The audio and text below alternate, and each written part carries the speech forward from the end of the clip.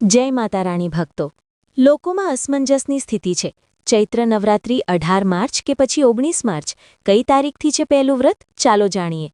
દર વર્ષે ચૈત્ર માસના શુક્લ પક્ષની પ્રતિપદા તિથિથી ચૈત્ર નવરાત્રિનો શુભારંભ થાય છે અને આપણા હિન્દુ નવવર્ષની શરૂઆત પણ આ જ દિવસથી થાય છે। તો ચાલો આજના આ વિડીયોમાં જાણી લઈએ કે વર્ષ 2026માં ચૈત્ર નવરાત્રિ ક્યારે પ્રારંભ થઈ રહી છે અને ક્યારે તેનું સમાપન થશે અને આ વખતે માતાની સવારી શું હોવાની છે, એટલે કે આ વર્ષે માતા રાણી કયા વાહન પર સવાર થઈને આપણા ઘરમાં આગમન કરશે। સાથે જ જાણીશું કે અષ્ટમી અને નવમી તિથિ ક્યારે રહેશે અને નવરાત્રિની સરળ પૂજાવિધિ શું હશે। તો જુઓ, આ વખતે પ્રતિપદા તિથિ 19 માર્ચ ગુરુવારના રોજ સવારે 6:54 પ્રારંભ થઈ જશે અને આ પહેલા સુધી અમાસ તિથિ જ રહેશે। પ્રતિપદા તિથિનું સમાપન થશે 20 માર્ચ શુક્રવારે સવારે 4:52 અને કારણ કે આ વખતે ગુરુવારથી ચૈત્ર નવરાત્રિ પ્રારંભ થઈ રહી છે તો એવામાં શું બધી મહિલાઓ આ દિવસે માથાથી સ્નાન કરી શકે છે કે નહીં તે પણ આગળ જ આજના વિડીયોમાં અમે આપ સૌને જણાવીશું। તો જુઓ, ઉદય તિથિ અનુસાર વાત કરવામાં આવે તો પ્રતિપદા તિથિ 19 ગુરુવારથી પ્રારંભ થશે, એટલા માટે આ વખતે ચૈત્ર નવરાત્રિ 19 માર્ચ ગુરુવારથી શરૂ થઈને નવરાત્રિનું સમાપન થશે 27 માર્ચ શુક્રવારના દિવસે, એટલે કે નવમી તિથિના દિવસે। અને કારણ કે આ વખતે ગુરુવારના દિવસથી નવરાત્રિ પ્રારંભ થઈ રહી છે તો આ વખતે માતાની સવારી પાલખી હશે। પાલખી પર સવાર થઈને આવવું બહુ વધારે શુભ નથી માનવામાં આવતું, પરંતુ એવામાં જો ભક્તો 9 દિવસોમાં વિધિવિધાનથી માતાની પૂજા અર્ચના કરે છે અને નિયમોનું પાલન કરે છે, દર દિવસ માટે કીકા ખાસ ઉપાય કરે છે અને કથાઓનું શ્રવણ અને વ્રત રાખે છે તો તેમના જીવનમાં શુભતાનું આવવું નિશ્ચિત છે। પહેલા દિવસે કળશ સ્થાપના કરવામાં આવે છે, જે હંમેશા શુભ મુહૂર્તમાં જ કરવી જોઈએ। તો આ વખતે ચૈત્ર નવરાત્રિ પર કળશ સ્થાપના 19 માર્ચ ગુરુવારના રોજ કરવામાં આવશે અને નવરાત્રિના પ્રથમ દિવસે માં ભગવતીના પ્રથમ સ્વરૂપ માં શૈલપુત્રીની પૂજા કરવામાં આવશે। કળશ સ્થાપનાના 2 શુભ મુહૂર્ત પ્રાપ્ત થઈ રહ્યા છે, જેમાં પહેલું જે શુભ મુહૂર્ત છે તે સવારે 6:54 થી 7:43 સુધી રહેશે। બીજું મુહૂર્ત રહેશે અભિજીત મુહૂર્ત, જે બપોરે 12:10 થી 12:58 સુધી રહેશે। કળશ સ્થાપના જો તમે સવારના સમયે કરી રહ્યા છો તો ધ્યાન રાખજો કે સવારે 6:53 સુધી અમાસ તિથિ રહેશે, એટલા માટે અમાસ તિથિના દિવસે કળશ સ્થાપના કરવાથી બચજો અને શુભ મુહૂર્ત જણાવ્યા અનુસાર તે જ સમયમાં કળશની સ્થાપના તમે કરજો। હવે જુઓ, જેવું કે મેં જણાવ્યું કે આ વખતે ગુરુવારથી નવરાત્રિ પ્રારંભ થઈ રહી છે તો એવામાં કેટલાક નિયમો એવા છે જે મહિલાઓએ પાલન કરવાના હોય છે।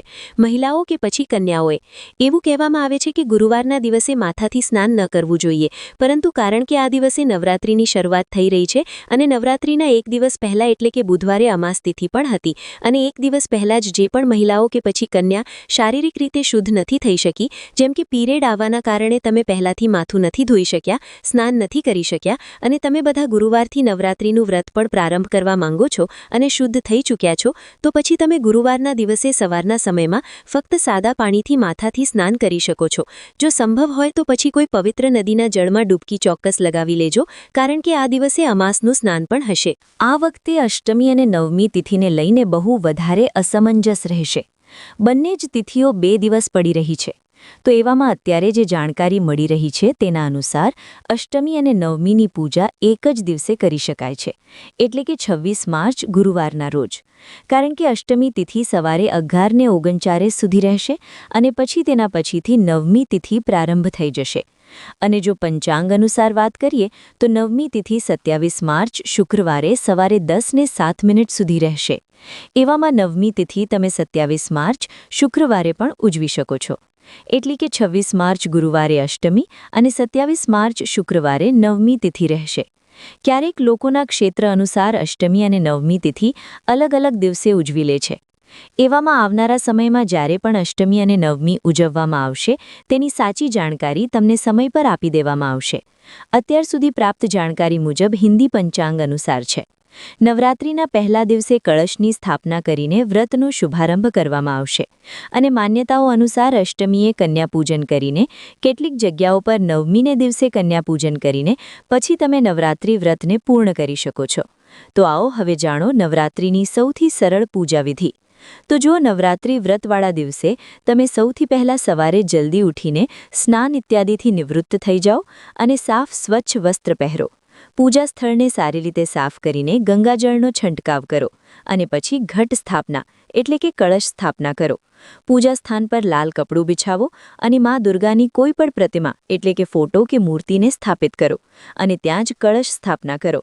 આના માટે સૌથી પહેલાં જવ રાખો અને પછી માટીના વાસણમાં કે પછી કોઈ પણ કળશને પાત્ર બનાવીને તેની અંદર જળ ભરી દો અને પછી કળશમાં આંબાના પાન રાખો અને ઉપરથી નાળિયેર રાખો. કળશની ઉપર સ્વસ્તિક બનાવો, માનું ધ્યાન કરતા પ્રાર્થના કરો અને નવરાત્રિ વ્રતનો સંકલ્પ લો. આના પછી ઘીનો દીવો પ્રગટાવો, ધૂપ અને અગરબત્તી બતાવો, માતાને ભોગ લગાવો. ભોગમાં ફળ, સાકર, હલવો, નાળિયેર, પાન અને સોપારીનો ભોગ લગાવીને માતાના આશીર્વાદ પ્રાપ્ત કરો. જો તમે કોઈ પાઠ કરવા માંગો છો તો આ દરમિયાન દુર્ગા ચાલીસા કે પછી દુર્ગા સપ્તશતીનો પાઠ પણ કરી શકો છો અને તેના પછી મા દુર્ગાની આરતી કરો. 9 દિવસોના નિયમોમાં તમારે સાત્વિક ભોજન કરવાનું છે, જૂઠ, ક્રોધ અને નકારાત્મક વિચારોથી દૂર રહેવાનું છે અને પ્રતિદિન માતાની પૂજા કરવાની છે. અષ્ટમી અને નવમીના દિવસે 9 કન્યાઓને માતાના રૂપમાં માનીને તેમનું પૂજન કરો અને તેમને હલવો, પૂરી અને ચણાનો પ્રસાદ ખવડાવો. ઉપહાર અને દક્ષિણા આપો અને નવમી પછી કળશ વિસર્જન કરીને વ્રતનું સમાપન તમે કરી શકો છો. અને જુઓ, સૌથી સરળ જે પૂજા વિધિ છે તે પણ અમારી YouTube ચેનલ પર અમે પોતે કરીને પણ બતાવીશું. એટલા માટે અમારી YouTube ચેનલને સબસ્ક્રાઇબ કરીને પાસેવાળા બેલ આઇકનને પ્રેસ કરીને રાખો. આ 9 દિવસોમાં માતા રાણીને શું 9 ભોગ ચઢાવવામાં આવશે, 9 દિવસ માટે કયા 9 રંગ આપ સૌના માટે શુભ રહેશે, દરેક દિવસનો મંત્ર અને દરેક દિવસનો ઉપાય પણ અમે અમારી YouTube ચેનલ પર દરરોજ લઈને આવીશું. એટલા માટે અમારી YouTube ચેનલને સબસ્ક્રાઇબ કરવાની સાથે પાસેવાળા બેલ આઇકન એટલે કે ઘંટી પર પ્રેસ કરીને રાખજો, જેથી આપ સૌને દરેક દિવસે સમયથી પહેલાં જ વિડીયો મળી જાય. આ જ ચૈત્ર નવરાત્રિઓમાં અમારું દેવું પણ ધોયું છે. મોટા ઋષિમુનિઓએ, મહાત્માઓએ આ ઉપાયનું વખાણ કર્યું હતું. આ ચૈત્ર નવરાત્રિ છે ને, આ નવરાત્રિઓમાં લીમડાના વૃક્ષમાં માતા નવદુર્ગાનો વાસ હોય છે. અસ્થાયી રૂપમાં માતા રાણી લીમડામાં વાસ કરે છે. ધરતી પર આવે છે તો લીમડામાં તેમનો વાસ હોય છે. સાક્ષાત માતા રાણીનો લીમડામાં વાસ હોય છે. તો આ 9 દિવસોની અંદર, આ 9 દિવસોમાં પૂજાપાઠ વ્રત સવારનું સફળ થયા પછી એક લવિંગલી જોડી ગંગાજળમાં નાખીને લીમડામાં અર્પિત કરો. તમે જોશો ધીરે ધીરે આ 9 દિવસોની અંદર, આ 10 દિવસોની અંદર નવરાત્રિના શરૂઆતથી લઈને કન્યા પૂજન સુધી તમારું દેવું ધીરે ધીરે ઉતરવા લાગશે. એક લવિંગની જોડી ગંગાજળમાં નાખીને અથવા ઘરના શુદ્ધ જળમાં નાખીને લીમડામાં અર્પિત કરો. આનાથી સ્વયં માતા રાણી તમારા દેવાને દૂર કરી દેશે. 10 દિવસોની અંદર તમારું દેવું ધીરે ધીરે ઉતરી જશે. બહુ જ શુભ અને મંગલકારી ઉપાય હોય છે. આ અમે ચોક્કસ કરીએ છીએ. જુઓ, દેવું એક બહુ મોટો શ્રાપ બની જાય છે, જેને નવરાત્રિઓમાં દૂર કરવું અતિ સર્વશ્રેષ્ઠ હોય છે. તેને વખત પહેલાં દૂર કરવું જ સારું માનવામાં આવે છે, નહીં તો પિતૃદોષ લાગી જાય છે. શાસ્ત્રોમાં ચૈત્ર અમાસને અત્યંત પવિત્ર અને ફળદાયી માનવામાં આવી છે. આ માત્ર એક સામાન્ય તિથિ નથી, પણ સ્નાન, દાન અને પિતૃઓની પ્રસન્નતા મેળવવાનો એક મહાપર્વ છે. આ દિવસે કરવામાં આવેલી પૂજા અર્ચનાથી મનુષ્યના જન્મોજન્મના પાપ ધોવાઈ જાય છે અને પિતૃઓના આશીર્વાદથી જીવનની તમામ મુશ્કેલીઓનો અંત આવે છે. આપ સૌને આ પાવન ચૈત્ર અમાસની હાર્દિક શુભેચ્છાઓ. પુરાણોમાં ઉલ્લેખ છે કે મોટા ઋષિઓએ પણ પોતાના દોષોના નિવારણ માટે આ તિથિનો આશ્રય લીધો હતો. જે વ્યક્તિ આ દિવસે શ્રદ્ધાપૂર્વક વ્રત અને તર્પણ કરે છે, તેના સંચિત પાપો ભસ્મ થાય છે અને સૌભાગ્યનો ઉદય થાય છે. આ વર્ષે 2026માં ચૈત્ર અમાસ ક્યારે છે, તેનું મહત્વ શું છે અને કયા અચૂક ઉપાયોથી તમે પિતૃદોષ તે આર્થિક તંગીમાંથી મુક્તિ મેળવી શકો છો, તે વિશે આજે આપણે વિગતવાર જાણીશું. શાસ્ત્રો મુજબ આ વ્રતનો પ્રારંભ એક દિવસ પૂર્વે એટલે કે ચતુર્દશીથી જ થઈ જાય છે, જ્યાં સાધક મનથી સંકલ્પ લે છે. જે ભક્તો દરિદ્રતા કે આર્થિક ભીંસથી પરેશાન છે, તેમના માટે આ અમાસ વરદાન સમાન છે. શ્રદ્ધાથી કરેલું પૂજન વ્યાપારમાં વૃદ્ધિ, નોકરીમાં સ્થિરતા અને આવકના નવા સ્ત્રોત ખોલે છે. ભગવાન યુધિષ્ઠિરને કહે છે કે આ કથા સાંભળવા માત્રથી જ પરમધામની પ્રાપ્તિ થાય છે. પ્રાચીન કાળમાં ધર્મદત્ત નામના એક વિદ્વાન બ્રાહ્મણ હતા, જે ભગવાનના પરમ ભક્ત હતા. છતાં તેમના જીવનમાં અચાનક ગરીબી અને અશાંતિ આવી ગઈ. એક રાત્રે તેમણે સ્વપ્નમાં પોતાના પૂર્વજોને ભૂખ તરસથી વ્યાકુળ જોયા. આ જોઈને તેઓ મહર્ષિ પાસે ગયા અને પોતાની દશા જણાવી. મહર્ષિએ સમજાવ્યું કે ભક્તિની સાથે પિતૃઓનું તર્પણ પણ અનિવાર્ય છે. મહર્ષિની આજ્ઞાથી ધર્મદત્તે ચૈત્ર અમાસનું વિધિવત વ્રત કર્યું. કાળા તલ અને કુશથી તર્પણ કર્યું, જેનાથી તેમના પિતૃઓ તૃપ્ત થયા અને ધર્મદત્તનું જીવન ફરી સુખ સમૃદ્ધિથી ભરાઈ ગયું. આ તિથિએ કળશ સ્થાપનાનું પણ વિશેષ મહત્વ છે. માટી કે તાંબાના કળશમાં શુદ્ધ જળ ભરી, આંબાના પાન અને નાળિયેર રાખી ભગવાન લક્ષ્મીનારાયણનું આહ્વાન કરવું જોઈએ. આ દિવસે બ્રહ્મચર્યનું પાલન કરવું અને સાત્વિક આહાર લેવો અત્યંત જરૂરી છે.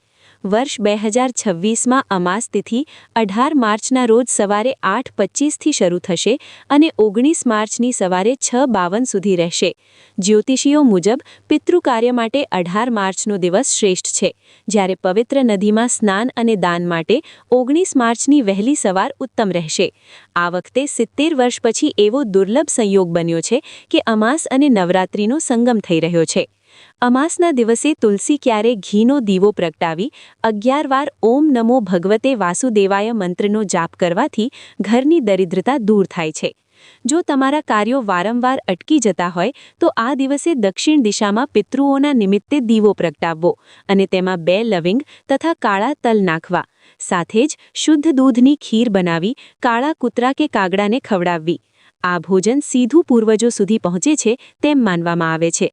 યાદ રાખજો કે આ દિવસે વાળ કે નખ ન કાપવા અને પૂજામાં કાળા વસ્ત્રો કે ચામડાની વસ્તુઓનો ત્યાગ કરવો. રીંગણ, મૂળા કે લસણ જેવો તામસિક ખોરાક પણ વર્જિત છે. જો દેવું વધી ગયું હોય તો 11 ગોમતી ચક્ર પીળા કપડામાં બાંધી તિજોરીમાં રાખવા. ઘરની નકારાત્મકતા દૂર કરવા પીળી સરસવનો ધૂપ આપવો અને ઉંમર જેટલા લવિંગ કાળા દોરામાં બાંધી માતાજીને અર્પણ કરવાથી મનોકામનાઓ પૂર્ણ થાય છે. આ પવિત્ર અમાસ તમારા જીવનની દિશા બદલી શકે છે. બસ જરૂર છે સાચી શ્રદ્ધા અને ભક્તિની. માતાઓ અને બહેનો, ચૈત્ર અમાસના દિવસે પિતૃઓ પૃથ્વીની સૌથી નજીક હોય છે અને તેમની તૃપ્તિ માટે કરવામાં આવેલું નાનકડું દાન પણ હજારો ગણું પુણ્ય આપે છે. શાસ્ત્રોમાં જણાવાયું છે કે જે ઘરમાં પિતૃઓ પ્રસન્ન હોય છે ત્યાં ક્યારેય પણ અકાળ મૃત્યુ, ગંભીર બીમારી કે આર્થિક સંકટ આવતા નથી. જો તમારા ઘરમાં નાના બાળકો વારંવાર બીમાર પડતા હોય અથવા ઘરમાં વગર કારણે ઝઘડા થતા હોય તો આ અમાસના દિવસે સાંજે તમારા રસોડામાં જ્યાં પાણીનું સ્થાન એટલે કે પનિહારો હોય ત્યાં એક ઘીનો દીવો દક્ષિણ દિશા તરફ મુખ રાખીને ચોક્કસ પ્રગટાવજો. આ દીવો પિતૃઓને માર્ગ બતાવે છે અને તેમના આશીર્વાદ સીધા તમારા પરિવાર પર ઉતરે છે. અમાસની રાત્રિએ મૌન રહીને કરવામાં આવતી સાધનાનું પણ વિશેષ મહત્વ છે. આ દિવસે ક્યારેય પણ કોઈ અજાણ્યા વ્યક્તિ પાસેથી સફેદ વસ્તુ જેમ કે દૂધ, દહીં કે મીઠાઈ ન લેવી જોઈએ, કારણ કે આ તિથિએ નકારાત્મક શક્તિઓ વધુ સક્રિય હોય છે. જો તમે તમારા ભાગ્યના બંધ દરવાજા ખોલવા માંગતા હો તો અમાસના દિવસે પીપળાના વૃક્ષને જળ અર્પિત કરી તેની 5 પરિક્રમા કરજો, કારણ કે પીપળામાં સાક્ષાત ભગવાન વિષ્ણુ અને પિતૃઓનો વાસ માનવામાં આવે છે. આ ચૈત્ર અમાસ 2026 એટલા માટે પણ ખાસ છે કારણ કે તે નવરાત્રિની બરાબર પહેલા આવે છે, જેનું અર્થ છે કે પિતૃઓના આશીર્વાદ લઈને તમે શક્તિની આરાધનામાં પ્રવેશ કરશો. જે ભક્તો લાંબા સમયથી દેવામાં ડૂબેલા છે તેમણે આ દિવસે સવારના સમયે ગાય માતાને લીલું ઘાસ અને ગોળ ખવડાવવો જોઈએ. યાદ રાખજો કે ગાયના શરીરમાં સમસ્ત તીર્થો વસેલા છે અને ગૌસેવા કરવાથી પિતૃદોષના મોટામાં મોટા પાપોમાંથી મુક્તિ મળે છે. રાત્રિના સમયે સૂતા પહેલા તમારા ઘરના મુખ્ય દ્વાર પર ગંગાજળનો છંટકાવ કરજો, જેથી કોઈ પણ ખરાબ નજર તમારા ઘરની અંદર પ્રવેશ ન કરી શકે. અમાસના દિવસે મનથી કોઈનું ખરાબ ન ઈચ્છવું અને વાણી પર સંયમ રાખવો એ જ સાચી પૂજા છે. જે સ્ત્રીઓ આ દિવસે શાંત ચિત્તે ઘરની સાફ સફાઈ કરી પવિત્રતા જાળવે છે તેમના ઘરે માં લક્ષ્મી કાયમી વસવાટ કરે છે. આ પવિત્ર જાણકારી કેવળ તમારા સુધી ન રાખતા અન્ય જરૂરિયાતમંદ લોકો સુધી પણ પહોંચાડજો, કારણ કે અમાસના દિવસે જ્ઞાનનું દાન કરવું એ પણ એક મહાન પુણ્ય છે. શ્રદ્ધા અને ભક્તિ સાથે આ વિધિ કરજો. ભગવાન લક્ષ્મીનારાયણ અને તમારા પિતૃદેવો તમારી દરેક મનોકામના ચોક્કસ પૂર્ણ કરશે. માતાઓ અને બહેનો, શાસ્ત્રોમાં એવું પણ વર્ણન મળે છે કે ચૈત્ર અમાસના દિવસે કરવામાં આવેલું અન્નદાન સાક્ષાત માં અન્નપૂર્ણાને પ્રસન્ન કરે છે. જો તમારા જીવનમાં સતત અવરોધો આવતા હોય તો આ દિવસે કોઈ જરૂરિયાતમંદ બ્રાહ્મણ અથવા ગરીબ વ્યક્તિને લોટ, ચોખા, દાળ અને ખાંડનું સીધું દાન કરવું અત્યંત પુણ્યશાળી ગણાય છે. ઘણા લોકો પૂછતા હોય છે કે અમાસના દિવસે દીવો ક્યારે પ્રગટાવવો જોઈએ, તો યાદ રાખજો કે સૂર્યાસ્ત પછીનો સમય પિતૃઓની આરાધના માટે સર્વોત્તમ છે. આ સમયે તમે તમારા ઘરના મુખ્ય દ્વાર પર 2 દીવા પ્રગટાવી શકો છો, જે ઘરની લક્ષ્મીને વધારશે અને દુર્ભાગ્યને દૂર રાખશે. આ વર્ષ 2026ની ચૈત્ર અમાસ એ પરિવર્તનનો સંકેત છે. જે ભક્તો આ દિવસે પોતાના પૂર્વજોના નામે પીપળાના મૂળમાં દૂધ મિશ્રિત જળ અર્પણ કરે છે, તેમના કુળમાં ક્યારેય પણ વંશવૃદ્ધિ અટકતી નથી અને સંતાનોનું ભવિષ્ય ઉજ્જવળ બને છે. પિતૃઓનો આશીર્વાદ એ એક એવું સુરક્ષા કવચ છે જે આપણને અદૃશ્ય મુસીબતોથી બચાવે છે. આજના આ આધુનિક યુગમાં ભલે આપણે ગમે તેટલા વ્યસ્ત હોઈએ, પણ વર્ષમાં આવતી આ ચૈત્ર અમાસના દિવસે થોડો સમય કાઢીને પિતૃઓનું સ્મરણ ચોક્કસ કરવું જોઈએ.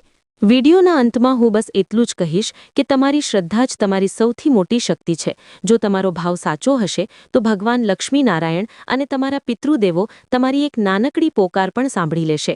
આ પવિત્ર અમાસ તમારા જીવનમાં નવો ઉમંગ, સુખ અને અપાર શાંતિ લાવે તેવી જ હાર્દિક પ્રાર્થના. જો આ માહિતી તમને જ્ઞાનવર્ધક લાગી હોય તો આ વિડીયોને લાઇક કરજો અને કોમેન્ટમાં ઓમ પિતૃદેવતાભ્યો નમઃ જરૂર લખજો. તમારા આ એક શબ્દથી પિતૃઓ તૃપ્ત થશે અને તમને આશીર્વાદ આપશે. આ વિડીયોને શેર કરવાનું ભૂલતા નહીં, કારણ કે તમારા માધ્યમથી જો કોઈ એક વ્યક્તિ પણ આ ઉપાય કરશે તો તેનું પુણ્ય તમને પણ પ્રાપ્ત થશે. માતાઓ અને બહેનો, ચૈત્ર અમાસના દિવસે કરવામાં આવતી શારીરિક અને માનસિક શુદ્ધિનું પણ ખૂબ જ આધ્યાત્મિક મહત્વ છે. શાસ્ત્રોમાં જણાવાયું છે કે અમાસના દિવસે આપણું મન અન્ય દિવસોની સરખામણીએ વધુ સંવેદનશીલ હોય છે. તેથી આ દિવસે ક્રોધ, ઈર્ષા કે નકારાત્મક વિચારોથી દૂર રહેવું જોઈએ. જો તમે અનુભવતા હો કે તમારા જીવનમાં પ્રગતિ અટકી ગઈ છે અથવા ભાગ્ય સાથ નથી આપી રહ્યું, તો આ દિવસે સૂર્યોદય પહેલા સ્નાન કરતી વખતે પાણીમાં થોડું ગંગાજળ અથવા કાળા તલ નાખીને સ્નાન કરજો. આ વિધિ તમારા પ્રભામંડળ એટલે કે ઓરાને શુદ્ધ કરે છે અને અટકેલા કાર્યોમાં સફળતા અપાવે છે. ઘણીવાર આપણને ખબર નથી હોતી કે આપણા પિતૃઓ આપણાથી પ્રસન્ન છે કે નહીં, પરંતુ જો અમાસના દિવસે તમારા આંગણે કોઈ ગરીબ વ્યક્તિ કે કોઈ પશુ આવે તો તેને ક્યારેય ખાલી હાથે ન કાઢતા, કારણ કે પિતૃઓ કોઈ પણ સ્વરૂપે આપણી કસોટી કરવા આવી શકે છે. જે ભક્તો આ દિવસે ભગવાન વિષ્ણુના સહસ્ત્ર નામનો પાઠ કરે છે અથવા ગજેન્દ્ર મોક્ષનો પાઠ કરે છે, તેમના પર સાક્ષાત નારાયણની કૃપા ઉતરે છે અને જન્મોજન્મના દેવામાંથી મુક્તિ મળે છે. રાત્રિના સમયે તમારા ઘરના આંગણે અથવા મુખ્ય દરવાજાની બહાર એક મોટો દીવો પ્રગટાવવો, જે તમારા પિતૃઓને મુક્તિનો માર્ગ બતાવે છે. જે મહિલાઓ આ દિવસે ઘરના ઉંબરાની પૂજા કરે છે અને લક્ષ્મીજીના પગલાં બનાવે છે, તેમના ઘરમાં ક્યારેય પણ અન્નની અછત રહેતી નથી. પિતૃઓ પ્રત્યેનો તમારો આદર અને પ્રેમ જ તમારા કુળને ઉજ્જવળ બનાવશે. અમાસનો આ પવિત્ર દિવસ તમારા હૃદયમાં રહેલા અંધકારને દૂર કરીને જ્ઞાન અને ભક્તિનો પ્રકાશ ફેલાવે તેવી જ હાર્દિક મનોકામના. તમે આ વિડીયોમાં જણાવેલા દરેક નિયમોનું પાલન કરજો. કુદરત પોતે જ તમારી રક્ષા માટે તૈયાર રહેશે. માતાઓ અને બહેનો, ચૈત્ર અમાસનો આ પવિત્ર અવસર આપણને આપણા મૂળિયા સાથે જોડાવાની તક આપે છે અને આ દિવસે કરવામાં આવતી નાનકડી સાધના પણ પેઢીઓ સુધી સુખ આપે છે. શાસ્ત્રોમાં એવું પણ વર્ણન છે કે અમાસના દિવસે ચંદ્ર દેખાતો નથી, જેનો સીધો પ્રભાવ મનુષ્યના મન પર પડે છે. તેથી જ આ દિવસે પવિત્ર ગ્રંથોનું વાંચન અને ભગવત સ્મરણ કરવાથી મન સ્થિર રહે છે અને આત્મવિશ્વાસમાં વધારો થાય છે. જો તમારા ઘરમાં વારંવાર નજર લાગવાની સમસ્યા હોય અથવા કોઈ અગમ્ય ડર અનુભવાતો હોય તો આ અમાસની રાત્રે તમારા ઘરના દરેક ખૂણામાં કપૂરનો ધૂપ ચોક્કસ કરજો. તેનાથી ઘરની ઊર્જા શુદ્ધ થશે અને દેવી દેવતાઓનો વાસ થશે. જે પરિવારોમાં સંતાન પ્રાપ્તિ કે સંતાનના લગ્નમાં વિલંબ થઈ રહ્યો હોય, તેમણે આ દિવસે હનુમાનજીના મંદિરે જઈને સિંદૂર અને તેલ અર્પણ કરવા જોઈએ, કારણ કે હનુમાનજી સંકટમોચન છે અને તેઓ પિતૃદોષના અશુભ પ્રભાવને દૂર કરવામાં પણ સહાયક બને છે. ચૈત્ર અમાસ એટલે કે હિન્દુ નવવર્ષના પ્રારંભ પૂર્વેનો શુદ્ધિકરણનો સમય, જેમાં આપણે જૂની કડવાશ અને નકારાત્મકતાને છોડીને નવા પ્રકાશ તરફ વધવાનું છે. માતાઓ અને બહેનો, આ વિડીયોમાં જણાવેલા ઉપાયો માત્ર પરંપરા નથી, પણ એક વિજ્ઞાન છે જે આપણા પૂર્વજોએ આપણને વારસામાં આપ્યું છે. આ દિવસે વહેતા જળમાં કાળા તલ પ્રવાહિત કરવાથી શનિદેવ અને રાહુકેતુના દોષોમાં પણ રાહત મળે છે. વિડીયોના આ અંતિમ તબક્કે હું તમને વિનંતી કરીશ કે આ અમાસને માત્ર એક રજાનો દિવસ ન ગણતા, પણ તેને તમારા પિતૃઓ પ્રત્યે કૃતજ્ઞતા વ્યક્ત કરવાનો દિવસ બનાવજો. તમે જેટલો પ્રેમ અને આદર તમારા પૂર્વજોને આપશો, તેટલું જ રક્ષણ અને સમૃદ્ધિ તમને પરત મળશે. જો તમને આ સ્ક્રિપ્ટ અને માહિતી ગમી હોય તો તેને લાઇક કરવાનું ભૂલતા નહીં. આ વિડીયોને તમારા વોટ્સએપ ગ્રુપમાં શેર કરજો, જેથી બીજી બહેનો પણ આ વિધિનો લાભ લઈ શકે.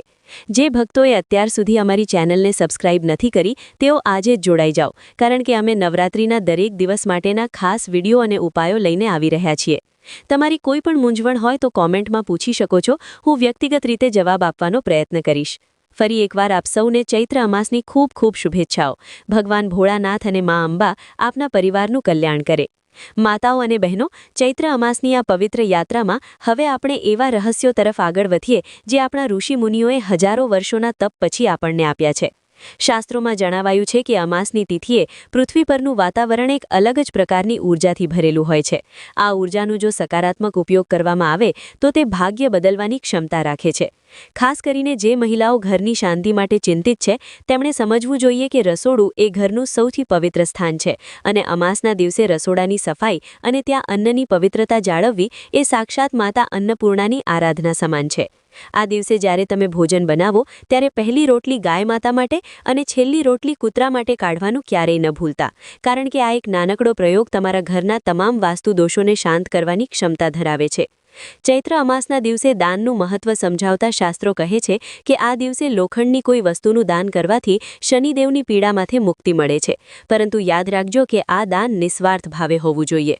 જો તમારા જીવનમાં શત્રુઓ પજવણી કરી રહ્યા હોય અથવા કોર્ટ કચેરીના મામલાઓ ગૂંચવાયેલા હોય તો આ અમાસની રાત્રે હનુમાન ચાલીસાના 11 પાઠ કરવાથી અદ્ભુત રક્ષણ મળે છે.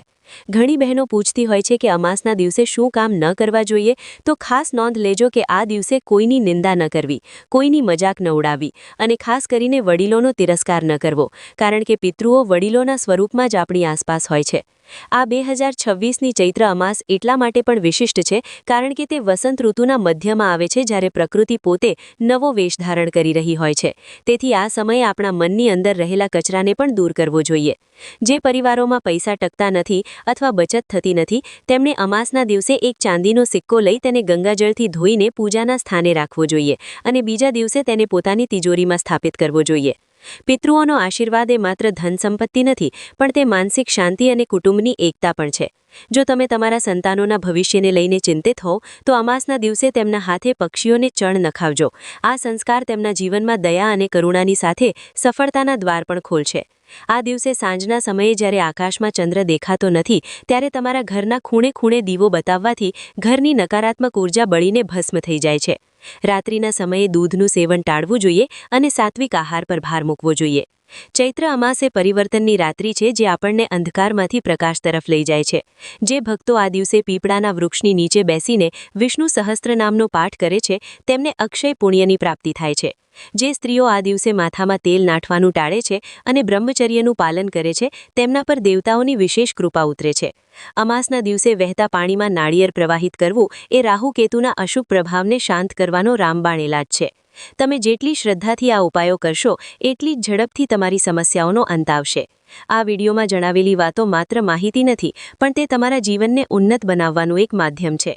પિતૃઓ પ્રત્યેની કૃતજ્ઞતા એ જ સાચી માનવતા છે. જ્યારે તમે તમારા પૂર્વજોને યાદ કરો છો ત્યારે બ્રહ્માંડની તમામ શુભ શક્તિઓ તમારી મદદે આવે છે. આ ચૈત્ર અમાસ તમારા જીવનના તમામ દુઃખોને હરી લે અને સુખ સમૃદ્ધિનો સૂર્યોદય કરે તેવી મંગલકામના. તમારા આડોશી પાડોશી અને સગા સંબંધીઓને પણ આ વિધિ વિશે જાણ કરજો, જેથી તેઓ પણ પુણ્યના ભાગ બને. જે લોકો વિડીયોને લાઇક કરે છે અને ચેનલને સપોર્ટ કરે છે, તેમના પર ભગવાન ભોળાનાથની અસીમ કૃપા સદા બની રહે છે. નવરાત્રિના આગમન પૂર્વે આ શુદ્ધિકરણ વિધિ પૂરી નિષ્ઠાથી કરજો. માતાજીની કૃપાથી તમારા ઘરના ભંડાર ભરેલા રહેશે અને દરેક કાર્યમાં વિજય પ્રાપ્ત થશે.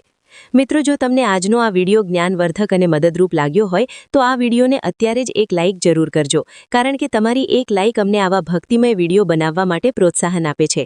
આ પુણ્યશાળી જાણકારી માત્ર તમારા સુધી સીમિત ન રાખતા તમારા મિત્રો, સગા સંબંધીઓ અને વોટ્સએપ ગ્રુપમાં આ વિડીયોને વધુમાં વધુ શેર કરજો, જેથી બીજા ભક્તો પણ આ મહાસંયોગનો લાભ ઉઠાવી શકે અને પિતૃદોષમાંથી મુક્તિ મેળવી શકે. અને હા, જો તમે અમારી ચેનલ પર નવા છો અથવા હજુ સુધી પરિવારનો હિસ્સા નથી બન્યા, તો અત્યારે જ નીચે આપેલું લાલ બટન દબાવીને ચેનલને સબસ્ક્રાઇબ કરી લો અને બાજુમાં રહેલી ઘંટડી એટલે કે બેલ આઇકનને દબાવી ઓલ પર સેટ કરી દો, જેથી આવનારા તમામ ધાર્મિક અને ભક્તિમય વિડીયોની નોટિફિકેશન તમને સૌથી પહેલા મળે. કોમેન્ટમાં પૂરી શ્રદ્ધા સાથે જય બજરંગબલી અથવા ઓમ નમો ભગવતે વાસુદેવાય લખવાનું ભૂલતા નહીં. ભગવાન તમારી અને તમારા પરિવારની રક્ષા કરે અને તમારી તમામ મનોકામનાઓ પૂર્ણ થાય તેવી પ્રાર્થના સાથે હવે રજા લઈએ છીએ. મળીએ છીએ ફરી એક નવા અને જ્ઞાનવર્ધક વિડીયો સાથે. ત્યાં સુધી પ્રેમથી બોલો જય શ્રી રામ, જય હનુમાન, જય માતાજી, જય દ્વારકા.